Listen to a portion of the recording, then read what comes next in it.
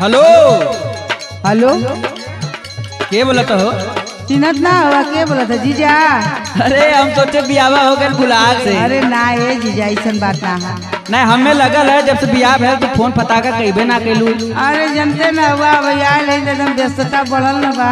अच्छा ये कुल छोड़ा, हमारे साढ़ू जी का हाल चाल बा ये बतावा। बहुत बढ़िया ना बड़ा हो। अरे कोनो दिक्कत तकलीफ ना ना? कौन सी का दिक्कत तू समझ में पड़े आवत है? देखले रही बड़ा हाइटिया में छोट वाले यही से पूछा थे। अरे वो छोट हुआ, ये बहुते बड़ा खोट हुआ। सुना बोला।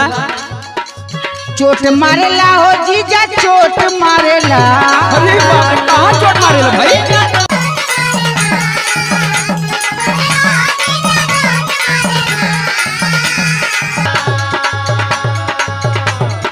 चोट मारेला हो जीजा, चोट मारेला।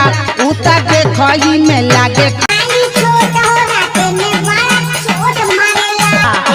ऐसा बात हो। हम तो सोचली ओकरे पास तो कुछ ना है।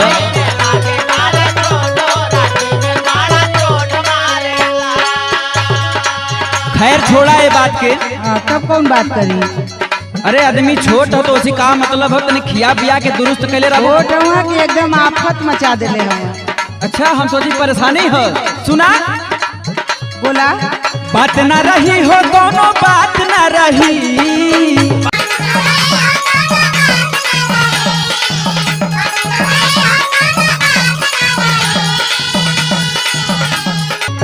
बात ना रही हो, दोनों बात ना रही। तू पियाई बुझहिया हो जई है उ मोट हो, छोट के कोनो बात ना रही।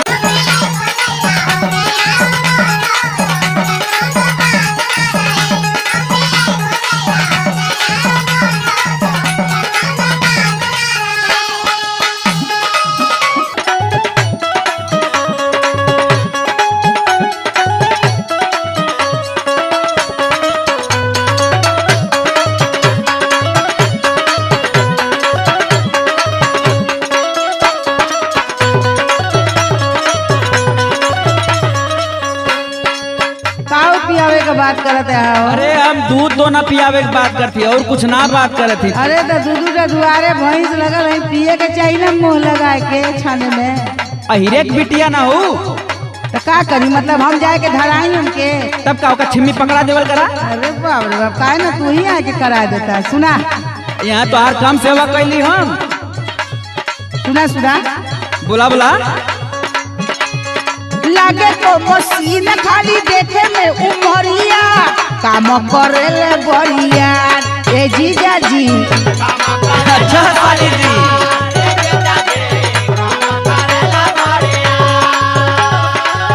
अरे तला उजाने ला हमके बहुत परेशान करेला।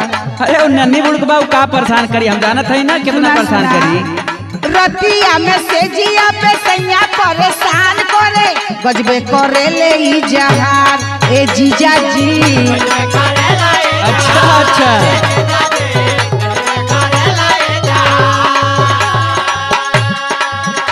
जानला का पता नहीं, वो देखई में छोट बा लेकिन घाव गंभीर करत है ना। कहावत नहीं कही गए है। का कही गए? देखन में छोट लगे और घाव करे गंभीर। अच्छा बड़ा जानकार लोग बा। सुना। उता पीछ के मारे बहुते लंबा साट, हो राती में बड़ा चोट मारेला। सच्चो?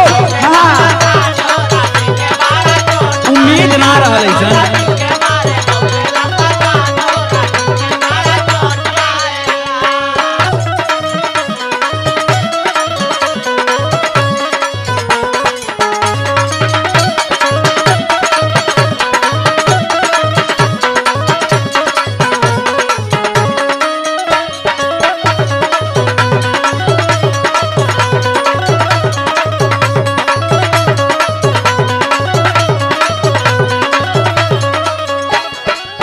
ए साली जी। हाँ बोला।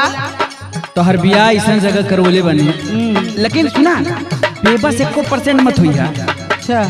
अरे अपने रिश्तेदारी हमारे घर फोड़े के चक्कर में ना पड़ल हुआ।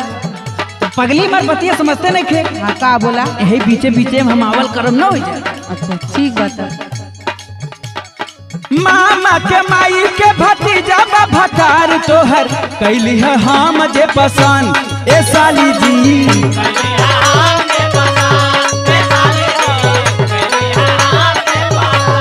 बात समझ में आवत हो? हाँ समझा थे, थोड़ा थोड़ा पता नहीं कट रिश्तेदारी जुड़ा देना, हमारे तो दिमाग में टनके लगल। सुन सुन, ज्यादा दिमाग मत खर्च कर। कमी एहसास का पुतोहा के ना होखे हमर करी प्रयास हर क्षण ए साली जी।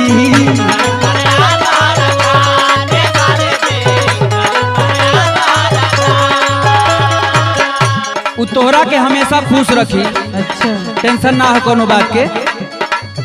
मनीष शैलेंद्र त चुमले खाली हाथ हो छोट के कोनो बात न रही।